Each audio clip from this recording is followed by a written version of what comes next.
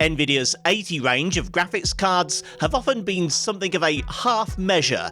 Enthusiasts usually prefer to wait for the fancier TI models, whereas most gamers have traditionally been content with the 60s and 70s. The RTX 3080 marked a tonal shift, becoming one of the most desirable cards of its generation. But after 4 years of increasingly intensive game releases, and with VRAM being buffed in the later, lower-priced RTX models, is there still a place for it?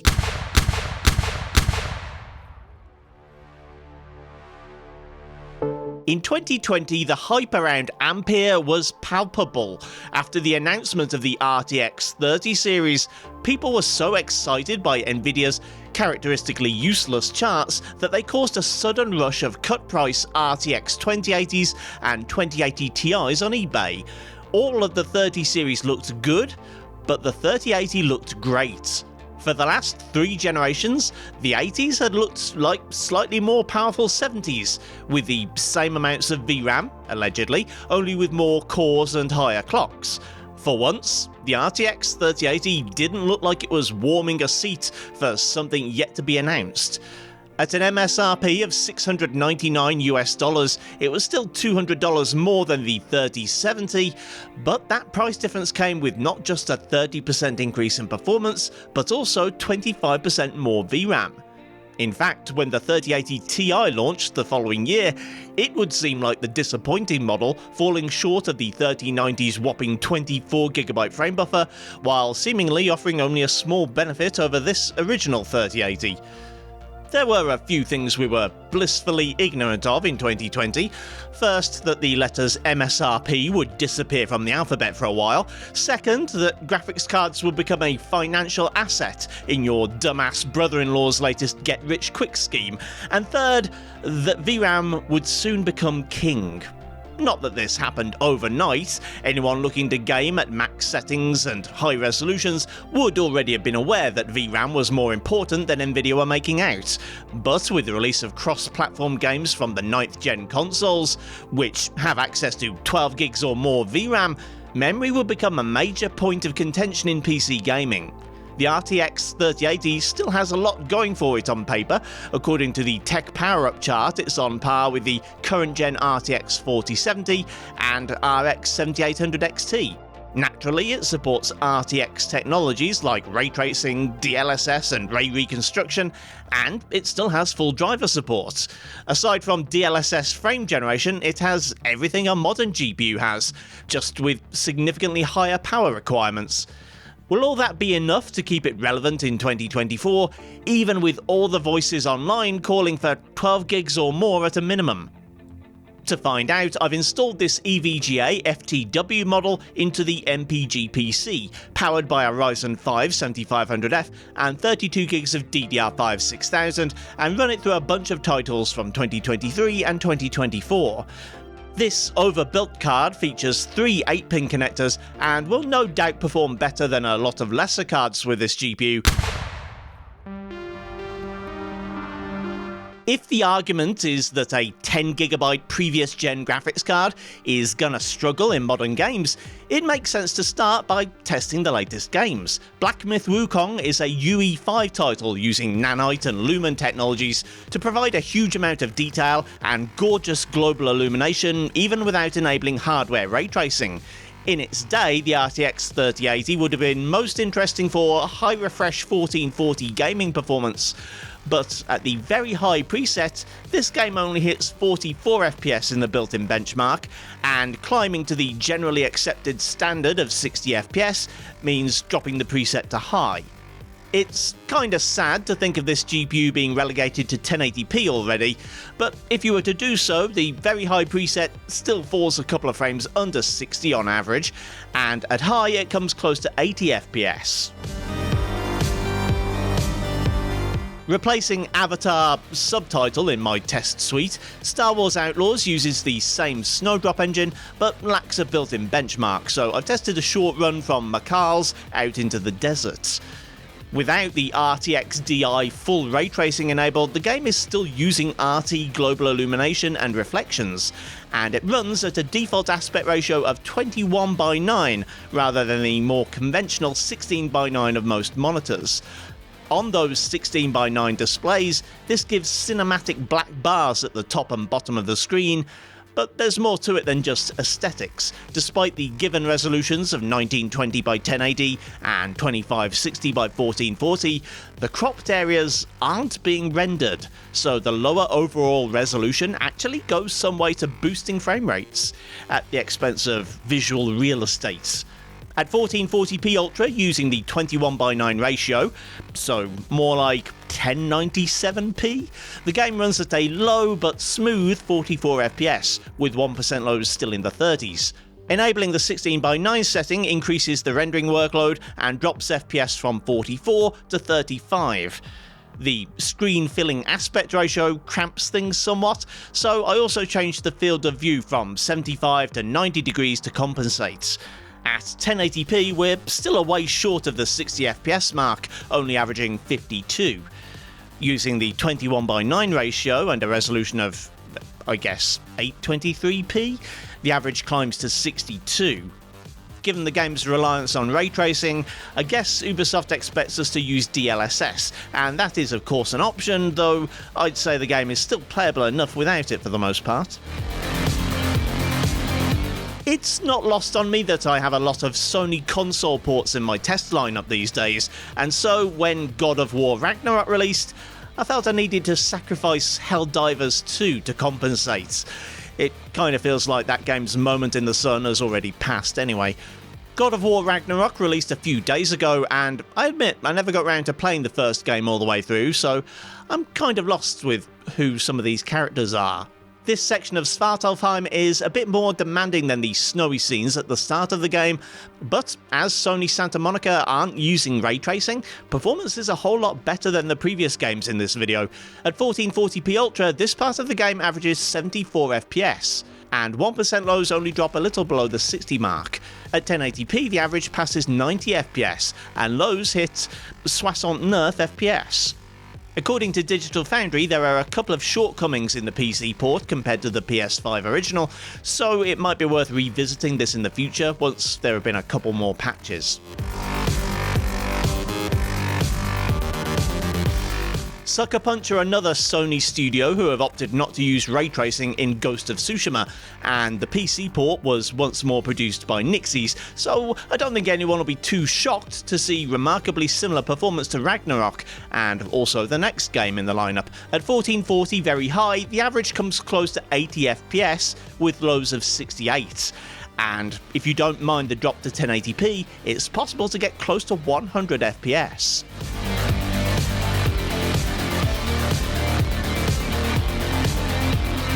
Guerrilla Games also left RT out of the PS5 version of Horizon Forbidden West, and Nixies didn't see fit to add it to the PC port either. Perhaps that'll change with the inevitable PS5 Pro Enhanced Edition, but for the time being, this title runs about the same as Ghosts of Tsushima. At 1440 very high, that means the RTX 3080 can achieve 75 FPS on average, and at 1080p that rises to 92 with lows just short of 70.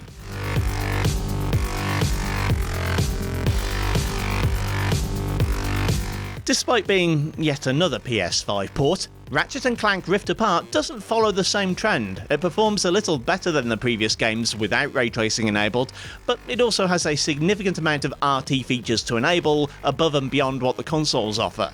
I'll look at that more later on, but in the meantime, the game can run at a healthy 95 FPS at 1440 very high, and that average only climbs as high as 118 when dropping resolution to 1080p, partly down to a slight CPU limit in some situations. If you're wondering if there's enough horsepower for 4K at 60 FPS, there isn't. You'll need to either sacrifice some quality settings or add some DLSS, as otherwise the 3080 is only good for about 50. A quick palette cleanser from all the Sony ports. Senua's Saga Hellblade 2 is a real graphical heavyweight, and the 3080 struggles with it a bit at times. At 1440 high, the game does pretty well, running in the 50s for much of the test run, right up to the last section, whereby all these volumetric effects over the water drive the frame rate right down into the high 30s, leaving the average at just 48. At 1080p, the average is above the 60 mark, but lows are still in the high 40s, thanks to the aforementioned demanding section of the benchmark run, so dropping settings or adding DLSS might be necessary to keep a smooth experience.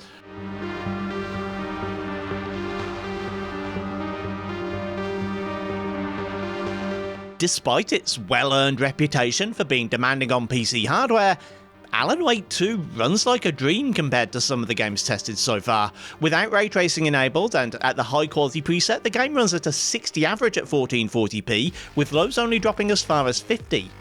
Dropping resolution to 1080p sees the average climb to 82 and lows to 70. RE4 has a propensity for telling you don't have enough VRAM. You can go right ahead and ignore that if you like, but in my experience, choosing settings that push the VRAM meter into the red zone can sometimes result in a crashed desktop.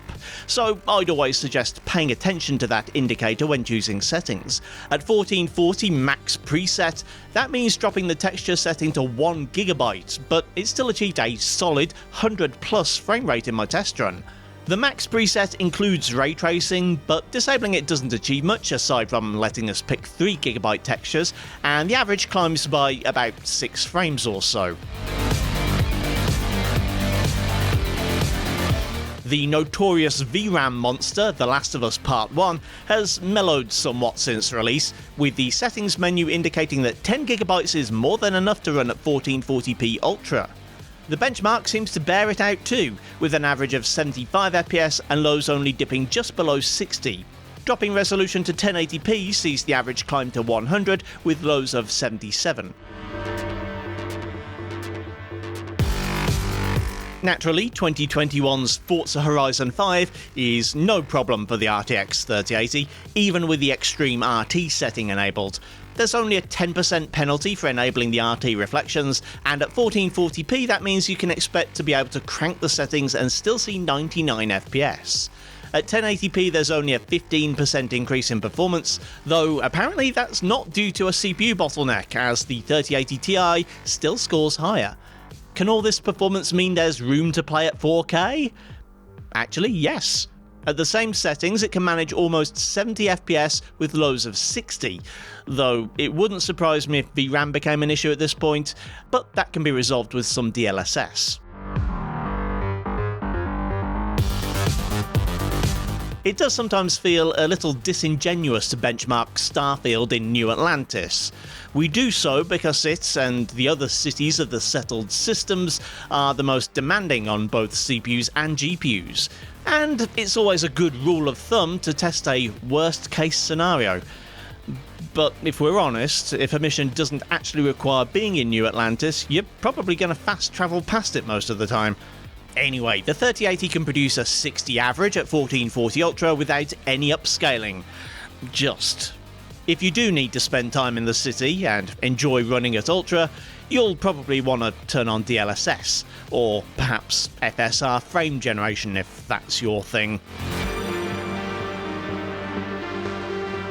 I've been benchmarking Cyberpunk since before it had a built-in benchmark, so out of habit, I used the same test run from outside V's apartment to the holographic koi in the centre of Night City, and it's a bit more intensive than the built-in benchmark. At 1440 Ultra, the 3080 can hold a 77 FPS average, and although gameplay isn't perfectly smooth, 1% lows are only just below 60. This is within 10% of the 12GB 3080 Ti, so I think it's safe to say the 10GB card isn't holding things back, at least with ray tracing disabled. At 1080p the average climbs to over 100 FPS, but lows remain pretty low. I did learn a lesson today. DLAA crushed performance to the tune of about 20 to 30%. I don't know if this is a bug or if it's related to VRAM, but it doesn't seem right to me.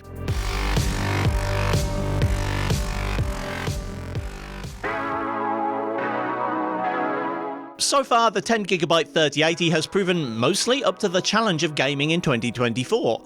However, Nvidia were the ones who hung the albatross of ray tracing around the neck of the gaming world, so whether you like it or not, RT is a valid metric to judge their graphics cards by. Returning to Cyberpunk, this time using the built-in benchmark for consistency with my other RT testing, and if we're being honest, laziness, the 3080 can handle 1080p all the way up to RT Ultra without issue. The average remains above 60 the whole time, with pretty consistent 1% lows to boots. Even path tracing's possible, though at 36 FPS it might be a bit low for some. 1440p requires DLSS above even the most basic level of RT.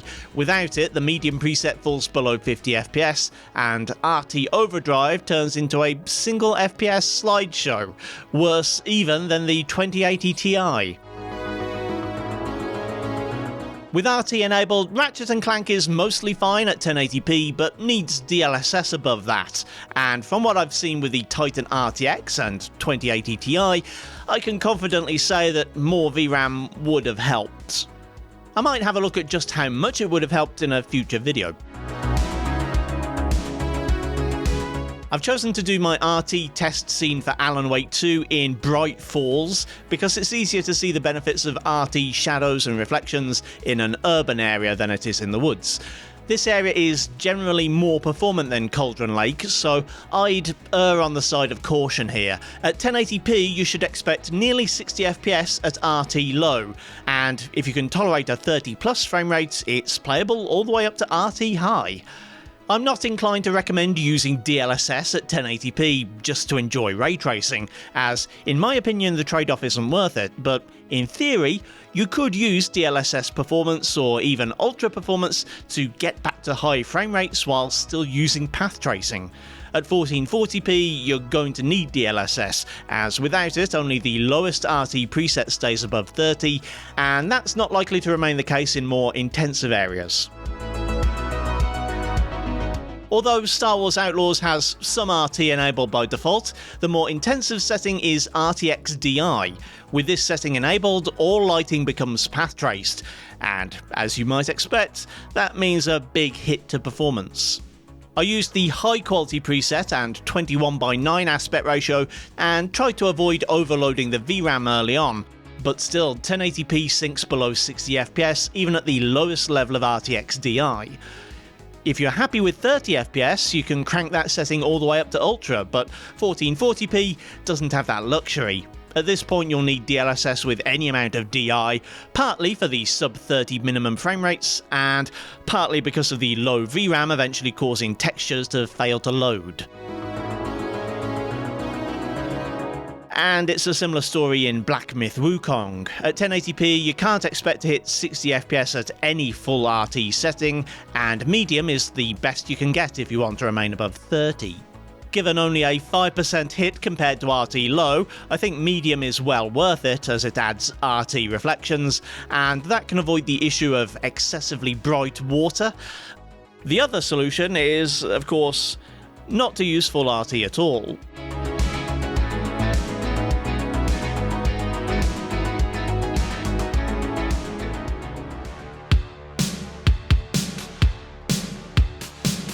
Despite the early hype, several models in the Ampere generation are already at risk of becoming prematurely obsolete.